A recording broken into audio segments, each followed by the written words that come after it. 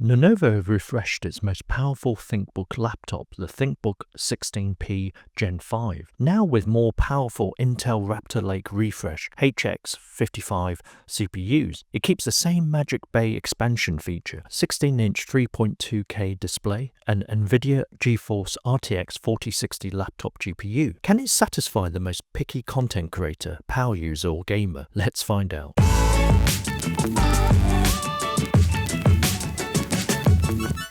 The 16p design language has been brought over from the previous generation with a storm grey or aluminium chassis. The ThinkBook lid sticks with the dual-tone colour scheme and a big ThinkBook logo. Starting at 2.2 kilograms or 4.85 pounds, it has a fairly slim look and feel considering it's based on the larger Legion gaming siblings. However, it's a heavy laptop and not one to move around too much. The chassis is military standard 810H tested with no flexing on the keyboard deck or surrounding area, giving a solid feel. The same can be said with the display lid, giving decent protection to the screen. Generally, the chassis feels well put together. There's a large vent at the bottom to extract the cold air up. Large rubber feet around the main vent assist in pushing more cold air in. The ventilation slots are removed exclusively to the rear, whereas its predecessor had side vents too, pushing the hot air to dissipate the internal heat. Lenovo have done a good job with using recycled materials with the 16p. The packaging has FSC certified content in the carton box, 90% recycled content in PIC cushion, 90% recycled content in OBP bag, and 100% use of paper in the screen film. The chassis has 50% recycled aluminium alloy on the back cover, 25% PCC recycled plastic used in the battery pack enclosure, 50% PCC recycled plastic used in the keycaps, and 30% PCC recycled plastic used in the speaker enclosure. To open the bottom cover, undo the 8 screws, pry open the latches and then remove the lower case. There are 2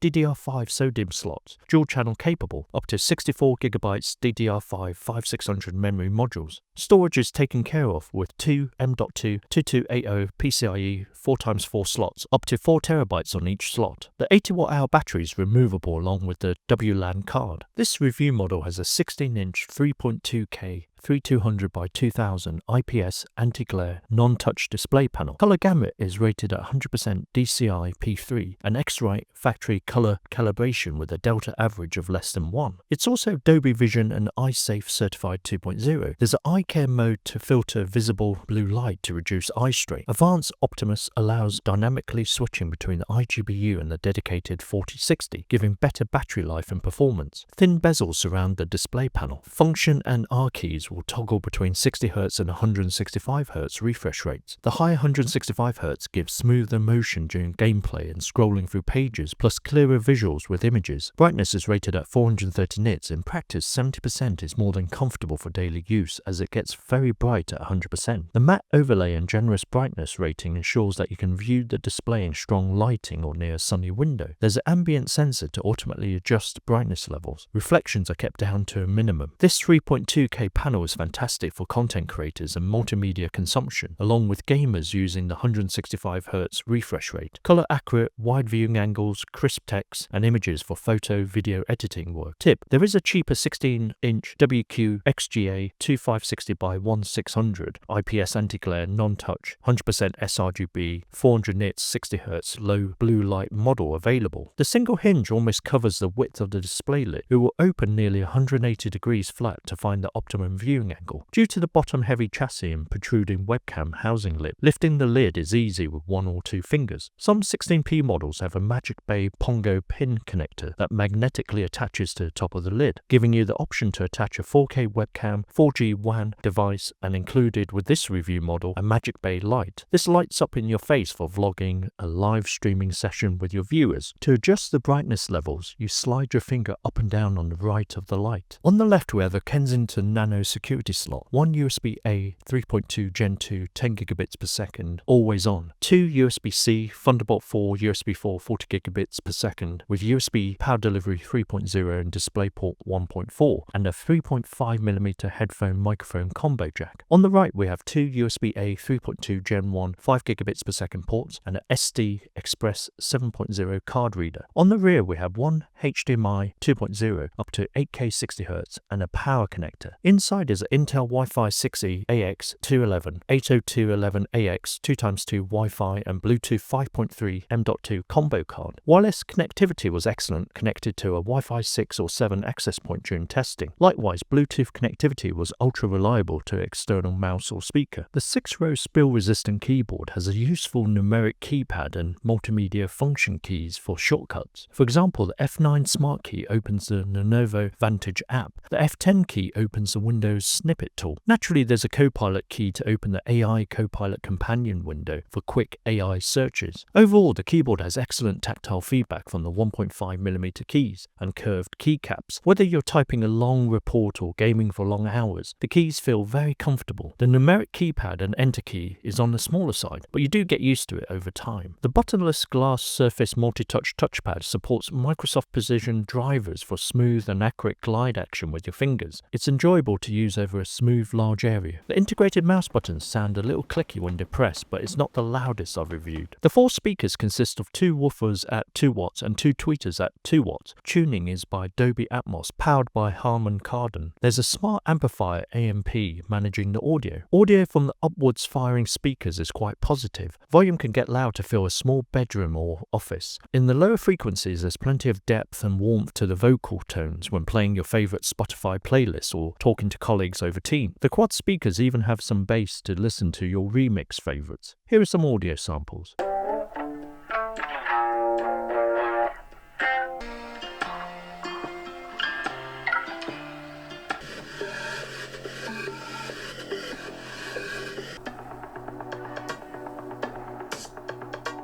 The Full HD 1080p plus IR hybrid webcam has a privacy shutter and dual microphone array with smart noise cancelling. For expensive laptop, the 1080p webcam seems mean when 5-megapixel webcams are becoming more common. In good lighting conditions, the video quality is above average and usable for video conferencing. The Magic LED light accessory helps in darker or poor lighting conditions. Without this LED light, video quality is significantly degraded. This review model has an Intel Core i9-14900HX, a high-end CPU based on the Raptor Lake architecture. This processor has 24 cores based on 8 performance cores, P cores, with hyper-threading used and 16 efficiency cores for a total of 32 threads. The P cores clock from 2.2 GHz base clock to 5.8 GHz single-core turbo, and the E cores from 1.6 GHz to 4.1 GHz. Processor base power is 55 watts up to a maximum turbo power of 157 watts. Tip: there is a cheaper and slower Intel Core i7-14650HX processor model with 16 cores and 24 threads, along with 32 GB of DDR5 5600MHz memory in dual channel mode and 1TB SSD M.2 2280 PCIe Gen4 TLC storage. The 16p Gen5 flies through most creative or multimedia tasks, especially as the i9-14900HX and RTX 4060 are both equipped with high power limits. For example, Adobe Photoshop or Premiere Pro 4K editing works smoothly throughout a workday. For our benchmark test, we set the best performance mode in Windows and plugged the laptop into the mains during testing. Here are the benchmarking results for the ThinkBook 16p Gen5. The CPU test results show that i9-14900HX is ahead of the pack in single and multi-core benchmarks like Cinebench 2024, PCMark 10 and Geekbench. Not surprisingly, as it's one of the top mobile processors from Intel. Even under sustained load, the ThinkBook laptop can keep up its performance without throttling. In battery mode, the performance of the CPU is throttled by roughly 40%. Here's a list of the benchmarking results for reference. The Intel i9-14900HX is a slightly higher clocked variant of the older core i9-13980HX. Naturally, it sits just above it in single-core performance. It's not far behind, if any, against the competition in the AMD Ryzen 9 7945HX and AMD Ryzen 9 7945HX3D. Using the quick CPU tool plugged in balance mode idle, CPU temperature is around 47 Celsius. CPU clock speed is on average 1 GHz on the E cores and 1.5 GHz on the P cores, and 11 to 12 watts CPU power. The keyboard and top vent temperature is 27 to 28 degrees. Fan noise is 33 decibels at most. With video playback balance mode, the i9-14900HX doesn't break a sweat at 54 Celsius on average. 3 GHz on the E cores and 4 GHz on the P cores, and 30 watts CPU power. The dual fans stay quiet and the temperature at the vents is 31 Celsius and 28 Celsius at the center of the keyboard deck. Fan noise is 34 decibels at most. Set to high performance plugged in with spec view perf benchmarking running. The CPU fluctuates around 1.5 to 2.5 GHz on the E cores to 2.8 to 5 GHz on the P cores. CPU temperature is around 75 to 88 Celsius and CPU power fluctuates around 60 to 70 watts. The fans kick fast and loud at 49 to 50 decibels. Temperatures around the vents is up to 36 Celsius and 32 Celsius at the center of the keyboard. Set to high performance plugged in running Blender benchmarking. The CPU fluctuates between 3.1 GHz E cores to 3.81 to 4 GHz P cores. CPU temperature is around 98 Celsius and CPU power is constant at 145 watts. The fans do kick faster and louder at up to 51 decibels. Temperatures around the vents are 36 Celsius and 30 Celsius at the center of the keyboard deck. In battery mode, balance mode, video playback, the CPU power is 5.71 watts on average. Clock speed is 1.2 to 1.5 GHz on both sets of cores and CPU temperature of 45 Celsius. The fans stay virtually silent at less than 30 decibels and chassis temperatures hit 31 Celsius at most by the top vents and 28 Celsius on the keyboard deck. Same can be said when running the Blender benchmark tool under battery mode, best performance. CPU power stays constant at 70 watts, 2.3 GHz on E cores to 3 to 3.5 GHz clock speed on the P cores and CPU temperature of 70 Celsius. The dual fans and vents do keep the fan noise down to a low humming at 37.5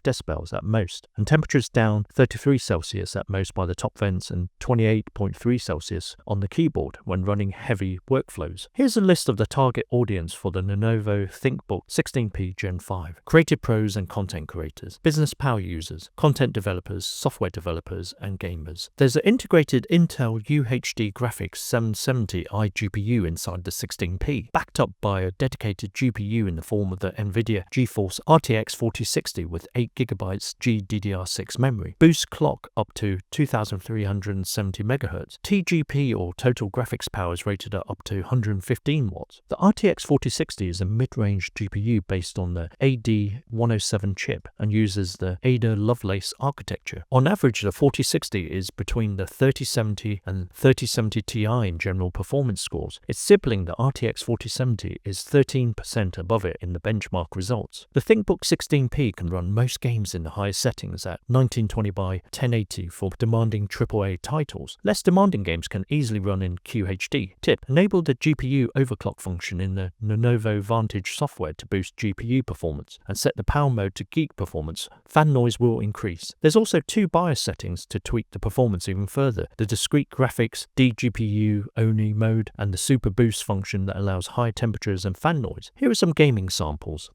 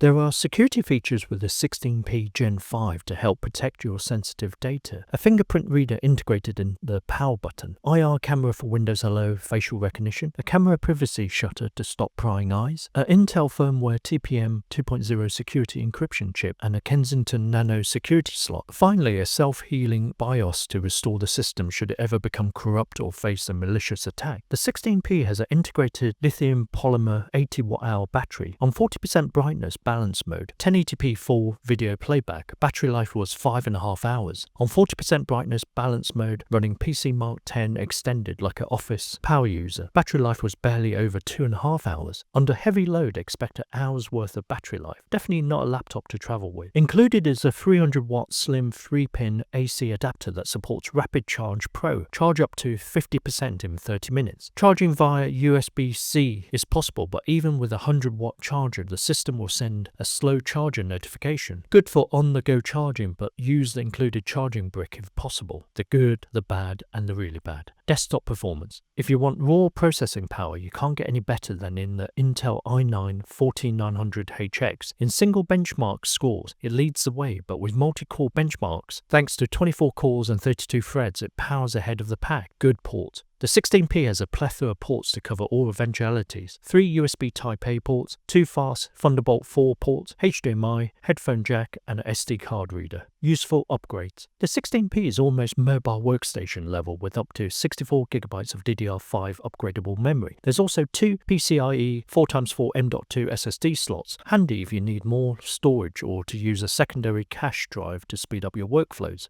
4060 limit. Lenovo have stuck with the NVIDIA RTX 4060 in the last 2 generations for all their 16p models. It's about time they opened up the GPU option to the RTX 4070 for people who need more graphical grunt. No OLED option. On one hand, the display is superb with 100% DCI, P3 X-Rite, color calibrated, and 165Hz refresh rate, but I wish there was an OLED version and the benefits of this type of display. Maybe we'll see this in the Gen 6 version. 1080p webcam. For expensive content creator workstation, the ThinkBook has a poor webcam. Anything over £1,000 or $1,300 should have a 5 megapixel as standard. What do you guys think? Leave a comment below. No RJ45. If you're transferring large files over the network, and it's likely if you use the 16p, it would be nice to have an option of an Ethernet port, and while you're at it, a 2.5G one charging brick. For a relatively compact but powerful laptop, the ThinkBook 16 comes with a giant 300-watt power adapter. Awkward if you need to move the laptop around daily. Lenovo engineers could do with designing a slimmer and lighter charger in the future. Poor battery life.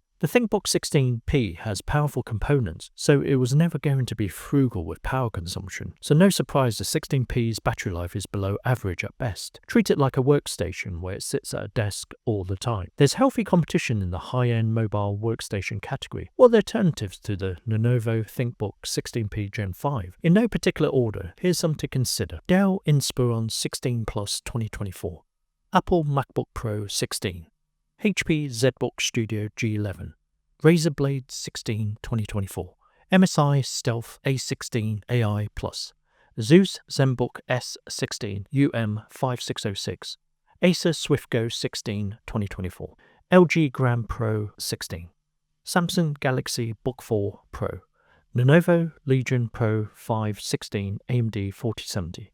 One of the key selling points of the ThinkBook 16p Gen 5 is raw processing power. If you need this for your workflow, the Intel i9-14900HX is king, helped along with the 115-watt NVIDIA RTX 4060. From the specs, it's definitely a work laptop first rather than a gaming device. It's not to say you can't play most AAA games in medium to high settings. You get a gorgeous large 16-inch 3.2K IPS color-accurate display with a useful 165Hz refresh rate, a comfortable keyboard and smooth glass touchpad, plenty of ports to shake a tree, and great upgrade options. Of course, this workhorse is not one to travel around with, especially the large and heavy power brick you have to make room for in your bag. Battery life is below average. It's a workstation to use with 1 or 2 external monitors for maximum productivity. The Lenovo ThinkBook 16p Gen 5 fits in a niche category that most manufacturers tend to forget about. You need a laptop with plenty of power, but you don't want to pay for an expensive expensive mobile workstation or premium content creator laptop. A gaming laptop spec would fit the bill, but you want something more understated or businesslike. If you bag yourself one at a heavily discounted price like I did for £895 or $1,137 plus taxes, or even at one of Lenovo's many sales, it's an absolute steal for a serious content creator, power user or gamer. What do you guys think? Leave your comments and discuss below. Hope you guys enjoyed the review of the Lenovo ThinkBook 16p Gen 5 laptop. Please click on the like button if you enjoyed this review video and subscribe if you would like to watch more of our tech videos. Thanks for watching. Cheers.